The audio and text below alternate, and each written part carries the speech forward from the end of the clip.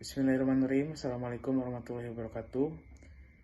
Salam sejahtera untuk kita semua. Di sini saya kelompok 5 dengan anggota Duratul Latifah, Ratnasari Dewi, Cantika, Rianti, Ismi Hermalina, dan saya sendiri Faujan Ali Febrian akan memaparkan hasil analisis terkait abnormal return menggunakan metode event study terhadap kebijakan kenaikan minyak pada tahun 2022.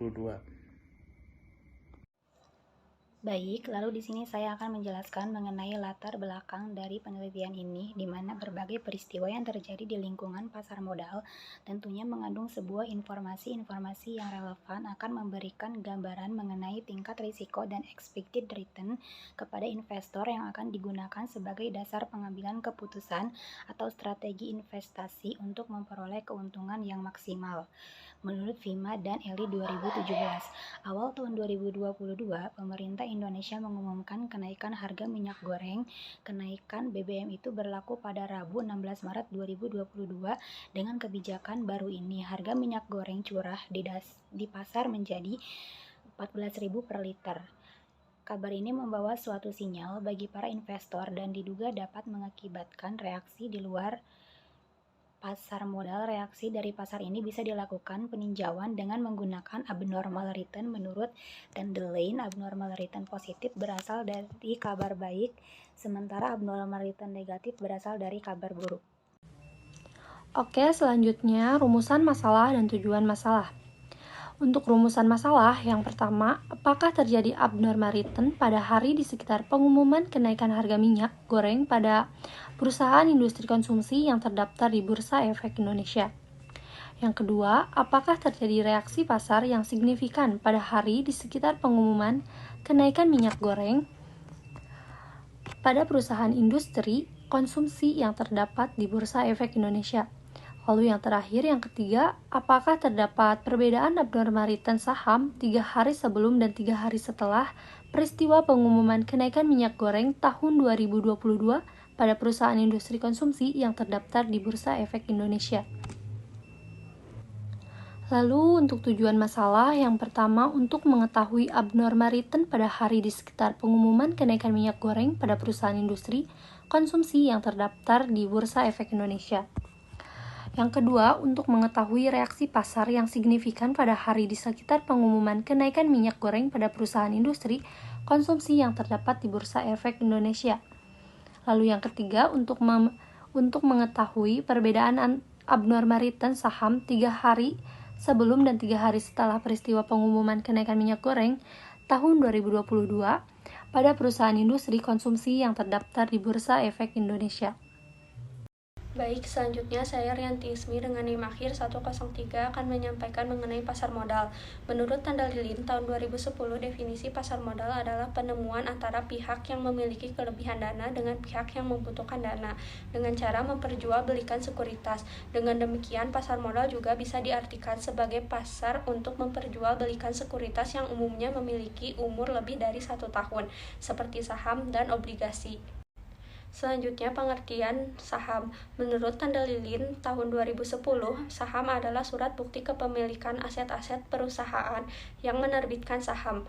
Dengan memiliki saham suatu perusahaan, maka investor akan mempunyai hak terhadap pendapatan dan kekayaan perusahaan setelah dikurangi dengan pembayaran kewajiban perusahaan. Selanjutnya, di sini ada return. Menurut Tanda Lilin 2010, tujuan investor dalam berinvestasi adalah memaksimalkan return tanpa melupakan faktor risiko investasi yang harus dihadapinya. Return merupakan salah satu faktor yang memotivasi investor berinvestasi dan juga merupakan imbalan atas keberanian investor menanggung risiko dan investasi yang dilakukannya. Selanjutnya, di sini ada abnormal return. Menurut Tanda Lilin 2010, return tidak normal atau abnormal return merupakan selisih positif atau negatif dari return aktual di seputar pengumuman atau RI dengan return harapan yaitu ERI. Baik, selanjutnya yaitu kerangka pemikiran. Pengumuman kenaikan harga minyak goreng berpengaruh atau tidak berpengaruh terhadap saham perusahaan konsumsi diidentifikasikan dengan menggunakan hitung abnormal return sebelum dan sesudah, serta melakukan pengujian SPSS menggunakan one sample t-test dan varied sample t-test.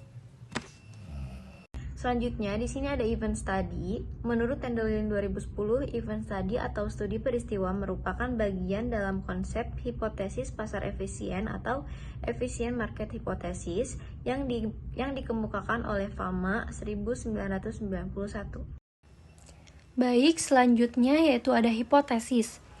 H-alpha 1 terdapat perbedaan abnormal return saham sebelum dan sesudah. Peristiwa kenaikan harga minyak goreng untuk PT Unilever Indonesia, PT Indofood Sukses Makmur, dan PT Sinar Mas Argo Resource and Tech. Lalu H-alpha 2-nya yaitu terdapat perbedaan abnormal return saham sebelum dan sesudah peristiwa kenaikan harga minyak goreng untuk PT Unilever Indonesia dan PT Indofood Sukses Makmur.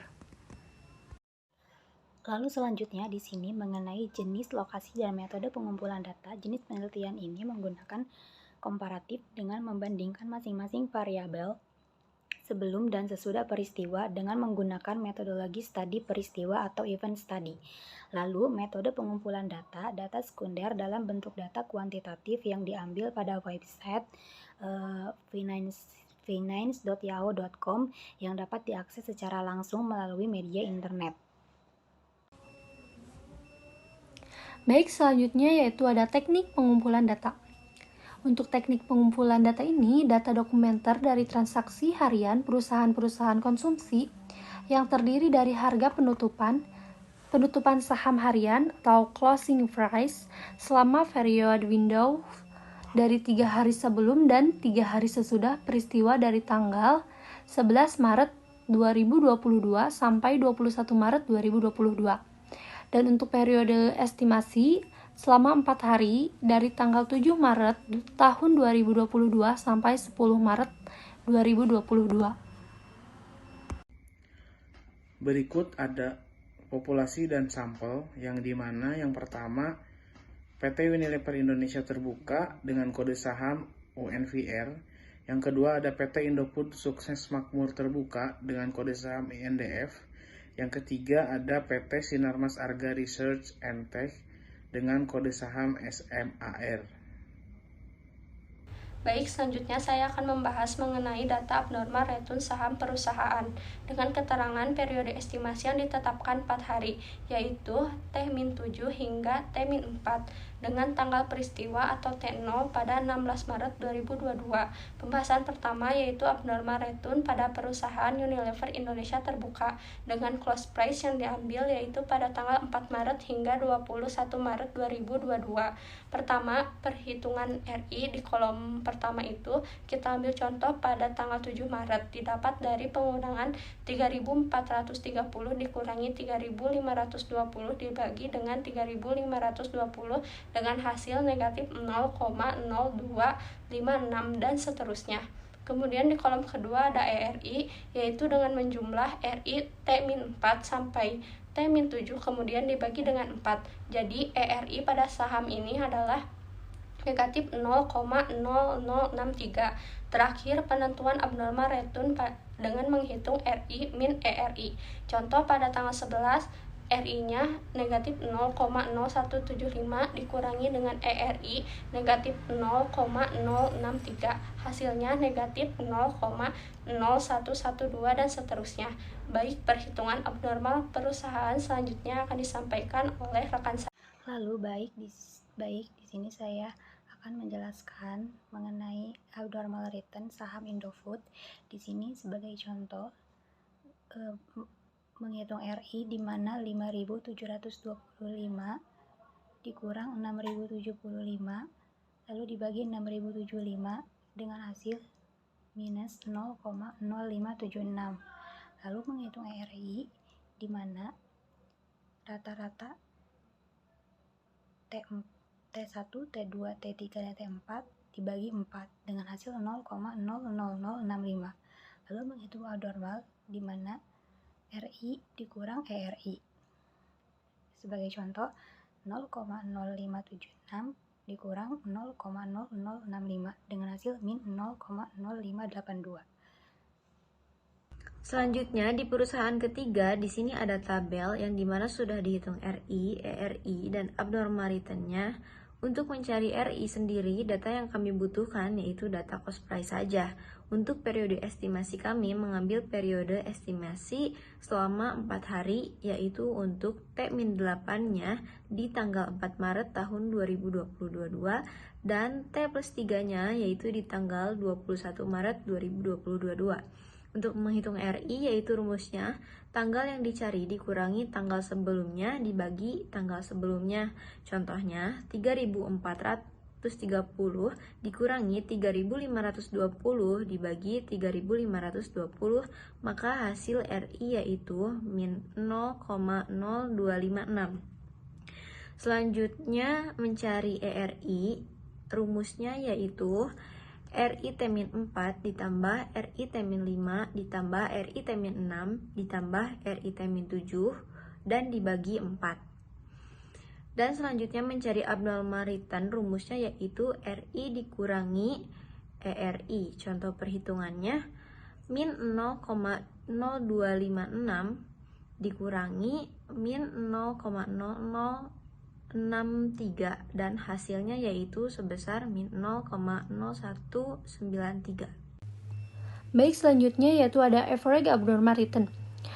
Untuk mencari average abnormal return sebelum dan sesudah, yaitu yang pertama untuk mencari average abnormal return sebelum, jumlah abnormal tab min 3 sampai tab min 1 dibagi 3. Dan untuk average abnormal return sesudah, jumlah abnormal T+3 sampai T+1 dibagi 3. Lalu di sini yaitu yang pertama ada perusahaan Unilever Indonesia. Hasil dari perhitungan average abnormal return sebelum dan sesudahnya yaitu dengan hasil yang sebelum minus 0,0084 dan yang sesudahnya 0,0075. Untuk perusahaan yang kedua, yaitu perusahaan Indofood Sukses Makmur, average abnormal return sebelumnya dengan hasil minus 0,0012 dan sesudahnya yaitu dengan hasil 0,0102. Nah, untuk perusahaan yang ketiga yaitu ada perusahaan Sinarmas Argo Research and Tech, yaitu dengan hasil average abnormal return sebelum 0,009633 dan average abnormal return sesudahnya yaitu 0,037267.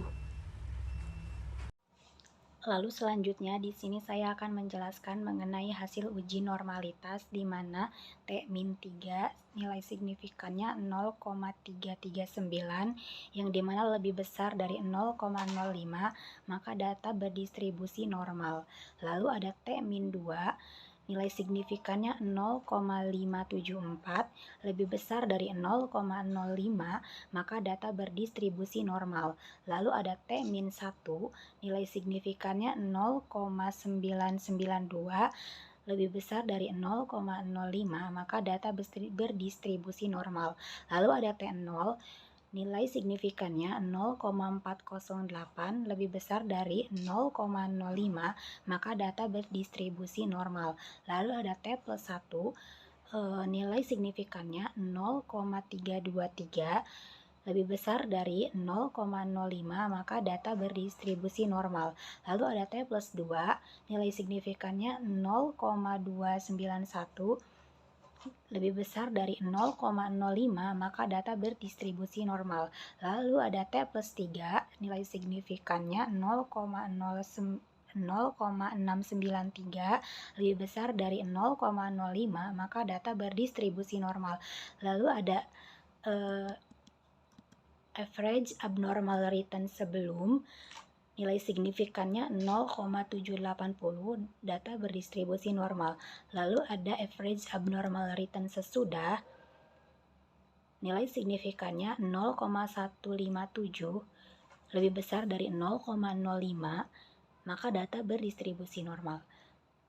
Lalu berdasarkan tabel hasil pengujian normalitas Shapiro-Wilk, seluruh data berdistribusi normal karena nilai signifikannya lebih besar dari 0,05. Selanjutnya di sini ada uji one simple t-test, maka akan keluar hasil outputnya yakni H0 tidak terdapat abnormal return yang signifikan pada hari di sekitar pengumuman minyak goreng.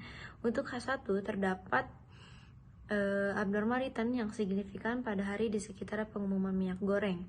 Dasar pengambilan keputusannya yakni A. Jika nilai signifikan lebih kecil dari 0,05 maka H0 ditolak.